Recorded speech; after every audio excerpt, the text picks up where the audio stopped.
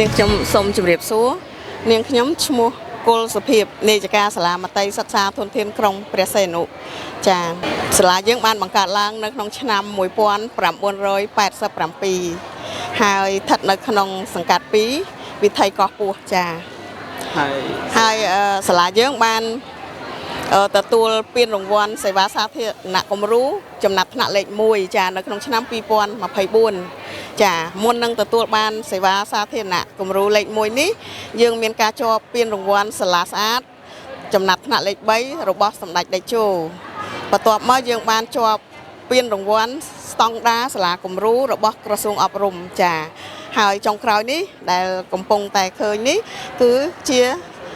ពានសេវាសាធារណៈគំរូចារបស់រាជរដ្ឋាភិបាលតទៅមុខទៀតតាមពិតទៅយើងមើលអត់ឃើញនៅអ្វីទេប៉ុន្តែខ្ញុំសូមនិយាយទុកបើនៅក្នុងស្ថានភាពពេលនេះតទៅមុខទៀតគឺយើងនឹងអាចរក្សាខ្សែក្រវ៉ាត់បានចានៅក្នុងសាលាយើងនេះឥឡូវឆ្នាំទៅយើងមានតួលេខឆ្នាំសិក្សា2024យើងមានតួលេខកូនសិស្សពី726នាក់ស្រី362នាក់មកដល់សិក្សាឆ្នាំថ្មីនេះគឺយើងទើបតែចូលរៀនបាន3-4ថ្ងៃនេះគឺសិស្សយើងមានដល់តែ687នាក់ហើយចាស្រី300ជាងអ្នកដែរដោយសារចំនួនសិស្សយើងកើនចាហើយអ្វីដែលកើននេះគឺដោយសារតែមេដាបេដាលោកមានការទុកចិត្តមានការពេញចិត្តជឿជាក់កូនគាត់មករៀនមានការផ្លាស់ប្ដូរអេយ៉ាប័តសិលធម៌រស់នៅក៏ផ្លាស់ប្ដូរដែលនៅផ្ទះពួកគាត់អត់សូវស្ដាប់មេដាបេដាទេតែនៅពេលដែលគាត់ចូលមកដល់ក្នុងសាលារៀនគឺគាត់ស្ដាប់គ្រូគាត់ឃើញពួកម៉ាក់របស់គាត់ផ្សេងទៀតល្អគាត់ធ្វើតាមគ្នាល្អដល់អញ្ចឹងទៅគាត់ក៏នាំគ្នាមកដាក់កុមារនៅរៀននៅនឹងច្រើនអញ្ចឹងអានេះគឺជាការទុកចិត្តនិងពេញចិត្តជឿជាក់របស់មេដាបេដាភាគច្រើនចាយើងមិនមែនបង្ហាត់តែកុមារទេគឺមេដាបេដាក៏ត្រូវមានការប្រជុំដើម្បីដឹងថាយើងកំពុងធ្វើអីជាមួយកូនពួកគាត់ឲ្យគាត់ដឹងហើយឲ្យគាត់ជួយព្រោះអីរៀននៅក្នុងសាលាយើងនេះរៀនតែ3ម៉ោងទេម៉ោងដែលច្រើនគឺគាត់នៅជាមួយមេដាបេដាអ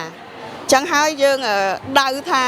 អប់រំកុមារតូចនេះមិនមែនតែដៅតែគាត់ម្នាក់ឯងគឺត្រូវដៅទៅដល់គ្រួសាររបស់គាត់តែម្ដងដើម្បីឲ្យមានទម្លាប់ល្អបត់ពីក្នុងសាលារៀនហើយទៅបត់នៅក្នុងផ្ទះទៀតអញ្ចឹងបត់បានទាំងអស់គ្នាតែម្ដងសម្រាប់សង្គមយើងមួយនេះចាសូមរំលេចអ្នកគ្រូបន្តិចពាក់ព័ន្ធនឹងការបែងចែកម៉ោងរៀន3ម៉ោងនេះគឺចាប់ពីម៉ោងណាដល់ម៉ោងណាដែរពេលព្រឹកគឺយើងចាប់ផ្ដើមពីម៉ោង7ទៅដល់ម៉ោង11ចាពេលល្ងាចគឺយើងចាប់ផ្ដើមពីម៉ោង1ទៅដល់ម៉ោង5ល្ងាចនាងខ្ញុំជានាយិកាសាលាមត្តេយ្យក្រុងនេះនាងខ្ញុំមានគោលគំនិតសំខាន់ចាចង់ជម្រាបជូនដល់បងប្អូនទស្សនិកជនទាំងអស់ឲ្យជ្រាបថាដើម្បីបណ្ដុះទំពាំងស្នងឫស្សីឲ្យបានល្អអ្នកគ្រូលោកគ្រូមេដាបេដាទាំងអស់ត្រូវយកចិត្តទុកដាក់នឹងទុកពេលវេលាអប់រំកូនឲ្យបានគ្រប់គ្រាន់ចាដើម្បីបណ្ដុះគាត់ឲ្យបានល្អចាហើយព្យាយាមឧបត្ថម្ភការហូបចុកអាហារសម្រន់អាហារូបត្ថម្ភឲ្យដល់គាត់ឲ្យបានគ្រប់ចាឲ្យបានគ្រប់រេស៊ីមគ្រប់ស្តង់ដារតែម្ដងព្រោះអីដើម្បីឲ្យคลายទៅជាអ្នកចេះដឹងពិតប្រាកដមួយដែលកុំឲ្យមានបញ្ហា